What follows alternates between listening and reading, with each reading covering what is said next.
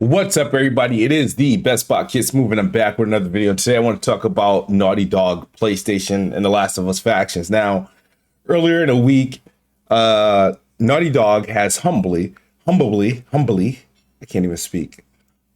They have canceled The Last of Us factions too. They've given up. They're no longer working on it. They stopped development and they're moving on. They issued a letter to its fans via blog post and tweet expressing that the project just became too big and too ambitious, and to support the multiplayer that was supposed to be a games as a service, it would take years and years and years, and it would take them off their projects, which they specialize in, and that's their single player experience.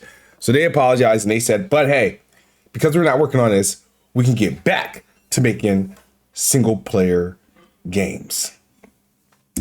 And the community is mixed. Obviously, you have folks like BG, Jack Move, who are heavily upset on this because they vouch for factions. They, that was like the most underrated multiplayer game mode to a game. It had a long lasting life from the first game. But as you guys notice, when they did Last of Us Part 2, they did not launch the multiplayer with it or any sort of multiplayer with it. They noted that they will be working on a separate standalone multiplayer experience with The Last of Us, and that's been in development what feels like maybe 5-6 years, who knows. Then they re-released Last of Us 1 and they renamed it Last of Us Part 1. And then that launched without a remastered version of its popular multiplayer. Okay. So my thing is, right, so you got all these people who are upset, rightfully so, and then you got all these people who are defending it. It was like, yes, they can work on what they've been specializing in, and that's single player experiences. I'm happy. We don't have to worry about games as a service. My thing is, and they was like, yes, we're getting back single player games. The problem here, how I look at it, right, is that what single player game is Naughty Dog getting back to? They haven't released a multiplayer game since The Last of Us 1 and Uncharted 4's multiplayer.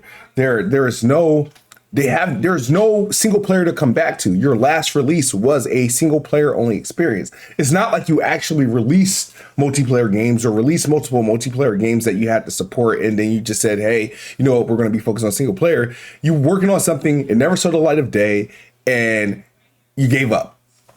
So this is the weakness that PlayStation has. Everybody looks at PlayStation and Naughty Dog as, like the Midas touch, everything's gold and perfect. But there's a double standard in the gaming industry and how people react. People are saying, well, they can focus on what they do best. Mind you, if this was like Microsoft, right? Let's say if this was an Xbox, because I have to look at it from an Xbox point of view, because let's look at a game. I'm not going to look at a game that's let's look at situations like Halo Infinite. Matter of fact, look at Halo Infinite. Biggest beef. Now, mind you guys, when Halo Infinite launched, it was not a broken game or anything like that. The campaign was solid. The multiplayer was really good. It launched with lack of modes, because they were moving to the game's service model, and it didn't have a whole lot of content, but what was there was solid. It was good, really good. And those who stuck with it. And now it's only getting better now that the seasons and content is coming. But the raw pushback that Halo 343 got for not having split screen, for not having Forge, for not having, just certain match modes, and they had a whole, and not having all this. So 343 got shit for not having enough content to service as a games as a service game. So remember, prior Halos was never games as a service. This was like the first time jumping in. So they got trouble. They got shit for not, being up to speed on games as a service, even though this was the first entry as a games as a service. And they also got shit for not providing things that they previously provided before.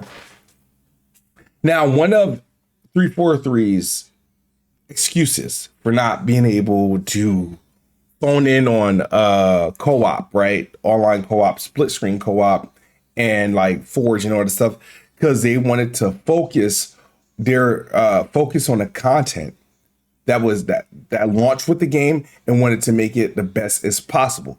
They said they would still deliver the stuff that we want. It just didn't come day one. But by the time the stuff came, it came and it was very polished. But the thing is, we gave them hell for it. When PlayStation games fail to launch something or fail to deliver on a promise that they made, it's like, oh, well, we understand. You know, it's like, well, they're doing this. Well, they're this. Well, they're selling this. They're selling that. It's like, it's this horrible double standard. And that's why, you know, this is where the Xbox tax come in. The Xbox can't say, they can't say like, for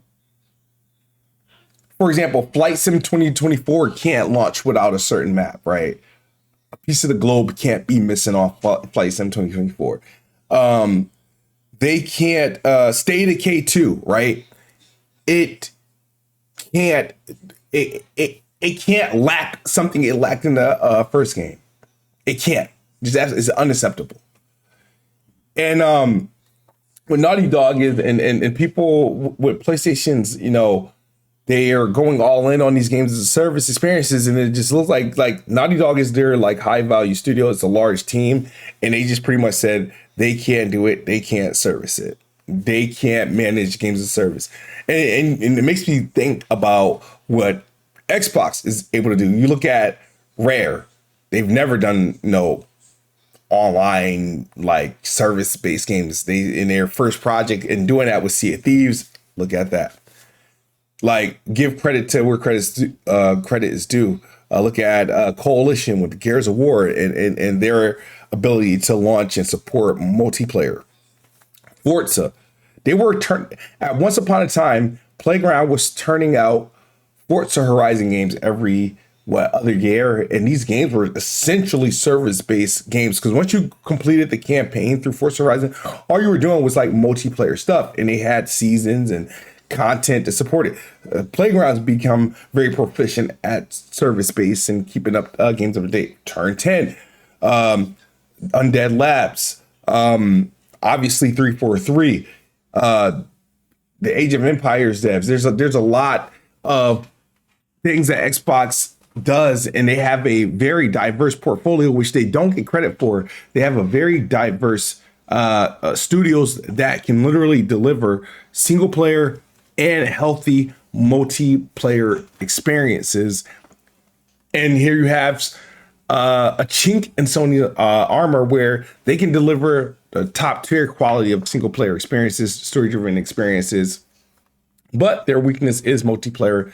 And the thing is that when you consider the things that you're paying for as a PlayStation customer, PS Plus, online gaming, and they, as a first party, do not support online multiplayer games exclusively or from a first party standpoint.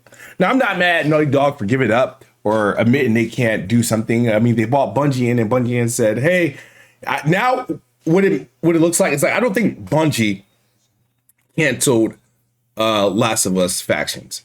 I think Bungie influenced Naughty Dog to cancel Factions because Bungie probably came in there saying, hey, okay, what's your plan? What is your plan for the multiplayer? How you plan to last, and how do you plan a revenue? And once they started thinking, it's like when I was going to college, right? I wanted to first study studio engineering, music, right? And then I toured, like, I think the Art Institute of Boston. And the people that were taking courses for what I wanted to do when they were touring me for the school, for the music and stuff, they started to talk about all the classes I would have to take, all the specialty classes. And there was a lot of specialty math that I wasn't feeling.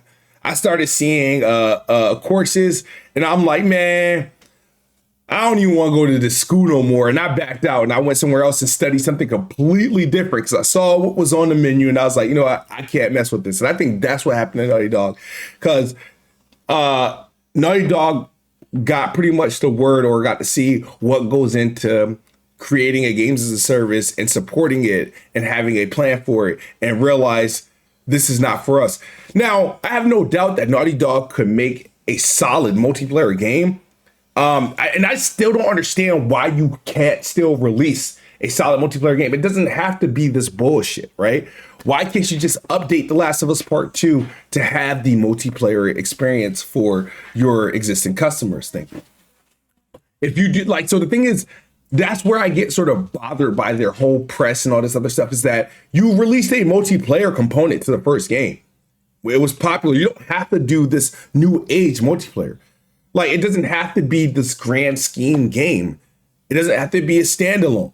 Now just lower your scope and release a revised version of what you had many years ago. But that's the PlayStation fanboys fight, and that's up to them to determine if they're going to be bothered by this. But most of them won't be, because it's PlayStation, and PlayStation can't do no wrong. But that's my video. I'm sorry, I'm losing my voice, so I can't make this video too long. As always, guys, Xbox is the best box. I am the best spot. Good night or good morning if you're on the other side of the globe. I'm out of here. Peace.